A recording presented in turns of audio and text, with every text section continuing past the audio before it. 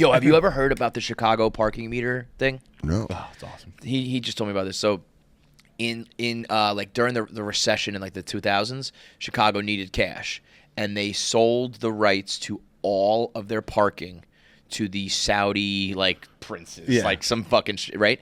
And what was the exact numbers? It was like it made like they sold it for like $1.1 billion, and they made $1 billion in like 2 years. That's and insane. they own all of Chicago parking for the next like for 75 years. 75 years. They made their money back in like a minute. And it makes $200 million a year for 75 years, and they just got to send it to Saudi Arabia while they're like drowning in murders and shit. And all they needed to do was just keep their quarters, keep their fucking parking meters. One of the all-time bad. It's gonna happen to all of us, dude. We're all gonna be like, and welcome to the podcast. Sheikh Mohammed and Salah, and he's like, it's good to be here. It's fucking crazy. Like doing comedy for by the way, I am for sale from some Saudi fucking. I will take your blood money. So you can own the whole fucking thing if you Because like want. when the WWE started doing it, I was like, a little what weird. is this? And now they do you don't like, it was so funny because the first time they did it, they were like, I want the Undertaker to wrestle. And they're like, well, he retired. And he's like, I want the Undertaker to wrestle. And they're like, Undertaker will be there, brother. One more job. They brought back DX with Shawn Michaels and Triple H, and it was like, I think rated the worst match ever. Oh, really? They did Kane and Undertaker versus DX because one of the Sultans wanted to see it. Yeah, that's And like it Mike just- Tyson boxing. It's like these guys cannot do that anymore, just bro. please It's stop. not fucking. Please. Did you watch the McMahon? A documentary? Yeah. Oh, yeah. Yeah, that's right up your alley. Yeah, there's actually some stuff I didn't really know about that I thought was cool, but I thought they did a good job of the McMahon documentary. It's also, I was talking to Portnoy about it on the rundown the other day. Like, there's just so many funny and ridiculous things they did that you kind of forget, and you're like, oh yeah, they did When that. they said that, and it's just like when they did the smash cut of him cheating on Linda, and they're like, "Did you write that?" He's like, "I didn't write that." And then you're like, "Yeah, you did." Showed him just making out with different women. Bro, and you're like, wasn't there? He's like, "It wasn't. It was family friendly." And you're like, "No, it wasn't." I hit puberty right in the Attitude Era. Yeah, it you was did. perfect. I watched Val Venus get his cock cut off. Choppy, choppy, old pee pee. Yeah, dude, I fucking. Wasn't there something sexual with Stephanie and Vince? It was like very. Like, I mean, I don't know. there was They did a lot of incest, angles. There was murder. There was Mae Young giving birth to a hand. I remember that. Shout out Mark Henry. That was unbelievable. Yeah, I don't know, man. Wrestling's in a fucking great place right now with Triple H running it. Yeah, he's smart, but it'll never be the same.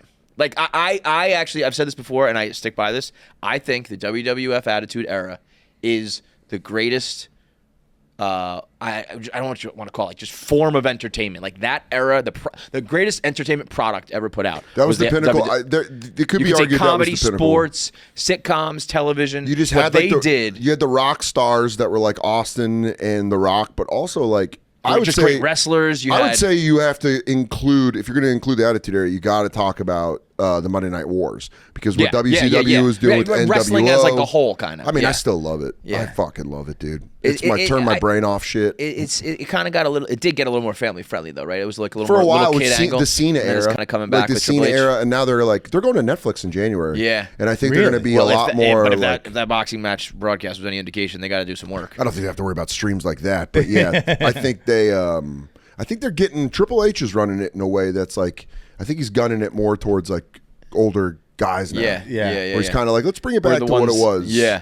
I was a wrestling guy very briefly. Like I was one of those like classic families. Like my brother and I started wrestling too much, and my mom was like, "No more fucking wrestling in his house." Like I think I pedigreed him through a futon. That's sick. And my mom was like, "Enough of the wrestling." That's sick. It was like we were going to SmackDown that night. That's badass. And so we were jacked up, and she's like, "You can go tonight, and then we're done with this." Really? Oh no, man. My mom loved it because it was like you just put it on and I wouldn't go anywhere. It was also like 3 hours at it's like on a Monday watch night or wrestling. whatever. I remember saving my money to get WrestleMania 13.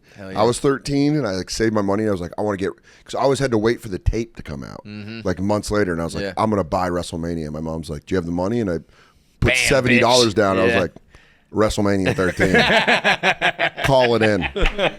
Call in the order. That is like, it was awesome. I guess if you watch the UFC, you can kind of, but like kids, I bet kids now save up to watch UFC. I guess and shit, so. Yeah, and like I remember for sure. WWF like pay-per-view parties. Like it was like we're all gonna get together at one house. Shout out, I think it was Nick Myers' like 9th birthday. He got the Royal Rumble. And everyone was like, "You got the fucking Royal Rumble." It was fucking massive. But yeah, I fuck with wrestling very heavy still. I saw a clip of you the other day saying that you think it's like the #1 dry up the pussy in the room. Yeah, people are getting butthurt by that clip. I did Jeremiah Watkins' stand up on the spot, and someone yelled like talk about wrestling, and I was like, dude, there's women here. I just want to talk about wrestling fans get very. I mean, and also I fucking it is the ultimate scaring the hose. But now it's funny because it's like watching like that clip is like wrestling sites have picked it up or whatever, and they're like, this dude's making fun of wrestling. You're like, you have no idea who you're talking about. He's the #1 super fan in the world. I'm like, bro, I love Macho it. Man Randy Savage was in the front row at your last show. Yeah, that was wild. That's awesome.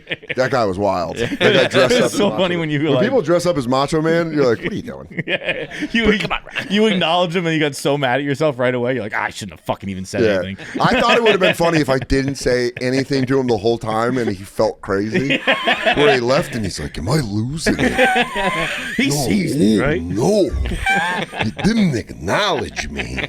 And I didn't. You're just like, all right. But that was fun. That guy was cool as shit. I met him after the show. But yeah, that was a fun fucking show. It was very cool afterwards when you gave like, it wasn't a speech, but you were like, this means a lot to me. Oh like, yeah, dude, that was true. I watched Bill Burr there like exactly 15 years before at the New York Comedy Festival. Me and Nate got tickets through DeRosa and like watched Bill Burr and like that. I truly think that show at Town Hall changed Nate and I for the better. Because like I remember leaving it. I had to go do a check spot at Stand Up New York, and Nate had a spot at Broadway, and we like walked through Times Square, being like, "That was the best show I've ever seen in my life." We were like watching. That was right after Burr did "Why Do I Do This." It was right before his second hour, "Let It Go," and it was like a very, very important show to Nate and I. Yeah. So it was like cool. Like during the show, I'd like look down at the seats and be like, "That's where I was sitting right fucking there." Yeah, it was cool. That was the shit. Have you felt like a change in your career? I mean, how's post Bonfire life? It's been great, man. Yeah. I missed the guys, I missed the crew, I missed the fans and shit. But like, it's been really fun building up on the road and like seeing it kind of pay off and like kind of being more available on stuff. And I think putting like 40 minutes out on YouTube was the move because it was like just right to the people, and it did exactly what I wanted it to. I was so surprised because that was like what, 6 months ago? March. Yeah, it was March. Like I don't think you had any crossover of what you have now, right? Yeah, no, there wasn't a joke on there. That's crazy. Yeah, and I've just been touring my dick off, bro.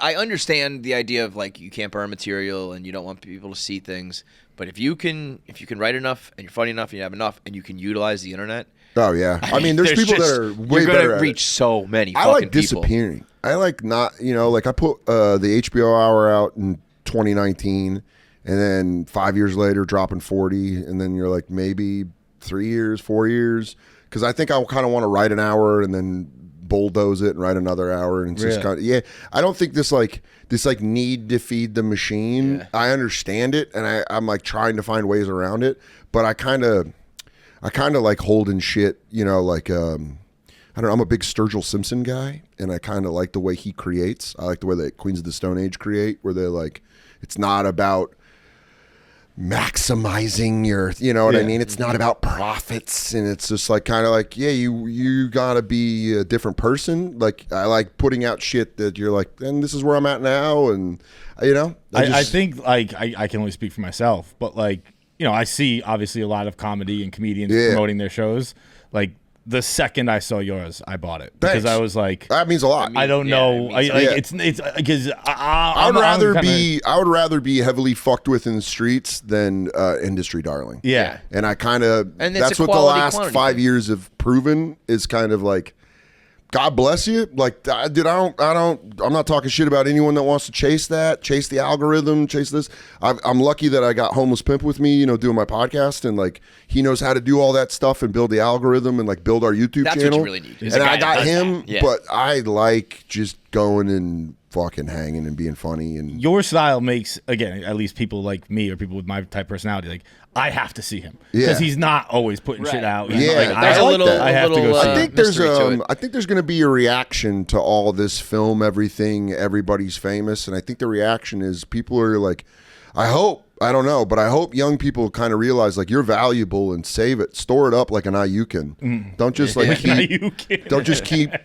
don't keep diuretically shitting stuff out. Like save it up. Yeah. Throw out a turd, a nice packaged turd. Don't shit liquid. Everyone's shitting liquid everywhere. Everyone's just like, they're like, I had this thought, and you're like, it's all gross. I want to see a fat coiled dump.